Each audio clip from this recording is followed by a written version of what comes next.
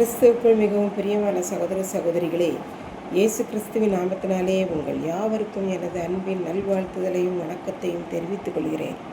இன்றைய பகலின் குளிர்ச்சியான நாளின் தியான வசனம் லூக்கா எழுதின சுவிசேஷம் 21ஆம் அதிகாரம் 19ஆம் வசனம்.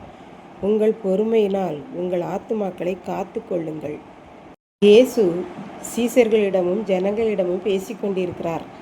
கடைசி காலங்களில் நடப்பதை குறித்து தீர்க்க தரிசனமாக கூறுகிறார்.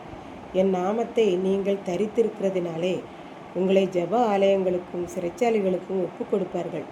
அந்த வேளையிலே அவர்களுக்கு என்ன மறு உத்தரவு கொடுப்போம் என்றும் கவலைப்படாதிருங்கள்.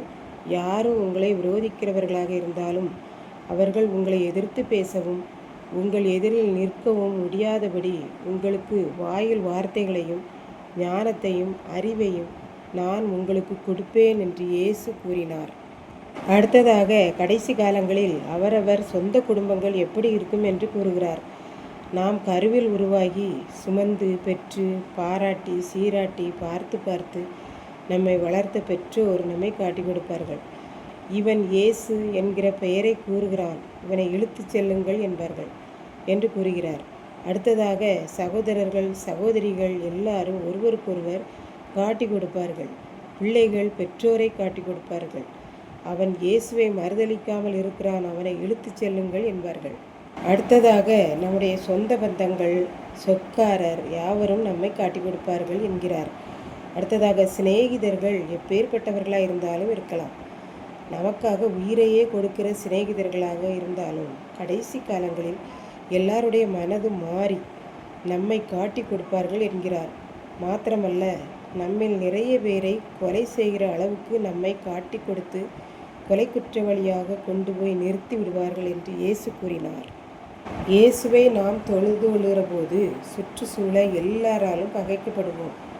ஆனாலும் நம்மை எந்த பாடுகளுக்கு உட்படுத்தினாலும் இயேசுவின் சித்தமில்லாமல் நம்முடைய தலையுடையில் ஒன்று கூட விழுவதில்லை என்று நீங்கள் எல்லாவற்றிலும் பொறுமையாயிருந்து காரியத்தை நடத்தினால் ஆண்டவர் நம்மையும் நம்முடைய ஆத்மாவையும் காத்துக்கொள்வார். கடைசி நாட்களில் இப்படித்தான் உலகம் இருக்கும் என்று இயேசு கூறி எல்லாவற்றையும் பார்த்து நாம் தான் பொறுமையாய் நடந்து கொள்ள வேண்டும் என்று இயேசு கூறினார். இப்படித்தான் ஒரு குடும்பத்தில் பெற்றோர் 2 குழந்தைகள் இருந்தனர். சிறு வயதில் அக்கா தங்கை என்று பாசமாகத்தான் இருந்தனர். வளர்ந்து பெரியவர்களாகி திருமணமும் முடிந்தது. திருமண வாழ்க்கைக்கு பிறகு பெரிய பிள்ளைக்கு கொஞ்சம் வசதி வாய்ப்புகளில் கஷ்டம் வந்தது. சிறிய பிள்ளைக்கு அந்த பிரச்சனை இல்லை. காலப்போக்கில் தங்கை அக்காவை ஓரங்கட்டுவதும் அக்கா நம்மிடம் வந்து உதவி கேட்டு விடுவாளோ என்ற எண்ணத்தில் அக்காவை கொஞ்சம் கொஞ்சமாக வெறுத்து விட்டாள். அவளுக்கும் இவளுக்கும் பேச்சே கிடையாது.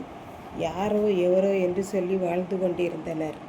அடுத்ததாக பெற்றோரை பார்ப்போமானால் அவர்கள் என்ன யோசித்தார்கள் என்றால், சின்ன பிள்ளையோடு சேர்ந்து கொண்டால் நமக்கு பிரச்சனை இல்லை, பெரிய பிள்ளையோடு சேர்ந்து கொண்டால் அடிக்கடி உதவி கேட்பால், நாம் செய்ய வேண்டியது வரும், ஆகவே நமக்கு எதுக்கு வம்பு என்று நினைத்து பெரிய பிள்ளையை குடும்பமாக வெறுத்து விட்டார்கள். இப்பொழுது மூத்தவள் குடும்பம் தனித்து விடப்பட்டது. ஆனால் அவள் சோர்ந்து போகாமல் பொறுமையாயிருந்து வருகிற கொஞ்ச வருமானத்தையும் ஜெபித்து சிக்கனமாக செலவு செய்து தன்னுடைய பிள்ளைகளையும் நன்றாக வளர்த்து உருவாக்கிவிட்டாள். கடைசியில் பார்த்தால் தங்கை குடும்பத்தை விட அக்கா குடும்பமே பார்ப்பதற்கு வெளிச்சமாகவும் ஆசீர்வாதமாகவும் இருந்தது. இதை கேட்டுக்கொண்டிருக்கும் எனக்கன்பானவர்களே, இன்றைக்கு நாம் குடும்பத்தில் உள்ள எல்லாராலும் தள்ளப்படுகிறோமா, காயப்படுத்தப்படுகிறோமா? நாம் அதை பற்றியெல்லாம் யோசிக்காமல் ஆண்டவரை பிடித்து கொள்ளுவோம். ஏனென்றால் அவர் சொல்லுகிறார், எது எப்படி இருந்தாலும் உங்கள் தலையில் உள்ள ஒரு முடி கூட என்னுடைய அனுமதி இல்லாமல் விழாது என்று. ஆகவே நாம் எல்லாவற்றையும் பொறுமையோடு இருந்து நம்முடைய ஆத்மாவை மாத்திரமல்ல, கணவர் மனைவி பிள்ளைகள் எல்லாருடைய ஆத்மாவையும் காத்து கொள்வோம். கர்த்தர்தாமே நம்மை ஆசீர்வதிப்பாராக. ஆமென். ஜெபம். அன்பின் ஆண்டவரே, இந்த அருமையான நல்ல நாளுக்காக நன்றி செலுத்துகிறேன்.